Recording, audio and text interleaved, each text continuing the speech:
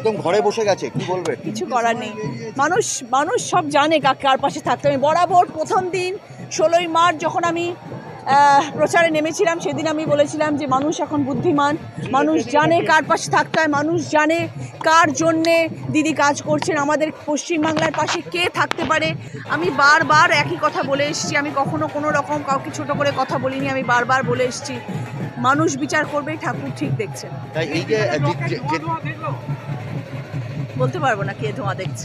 এই জেতার পরে কি করবেন প্রথম, মানে কি করার ইচ্ছা অনেক আছে? কিছু আগে তো জানতে হবে, বুঝতে হবে, পুরো ব্যাপারটা বুঝবো, কাজকর্ম বুঝবো, মানুষের কি কি প্রয়োজনের মধ্যে, তালিকার মধ্যে কোনটা সব থেকে আগে প্রায়োরিটি পায়, যেটা করলে মানুষ সবার আগে উপকৃত হবেন, সেই কাজটা নিয়ে আগে এগোবো। ধনেখালিতে ভোটের দিন যেভাবে দাপিয়ে বেড়েছিল লকেট, সেখান থেকে আপনাকে হাইয়েস্ট লিড এখন পর্যন্ত দিয়েছে, কি বলবেন? আমি ভীষণ খুশি, আমি প্রতিটি মানুষের কাছে চিরকৃতজ্ঞ, ধনেখালি প্রতিটি মানুষের কাছে আমি করজোড়ে নমস্কার জানাচ্ছি। আমি ভীষণ খুশি, ভীষণ আপ্লুত, প্রতিটি মানুষ আমার পাশে থেকেছেন, আমাকে ভালোবেসেছেন, এর থেকে বড় পাওয়া আর কিছু হতে পারে না। প্রতিদ্বন্দ্বীকে কি বার্তা দেবেন? কিচ্ছু না, কিচ্ছু না।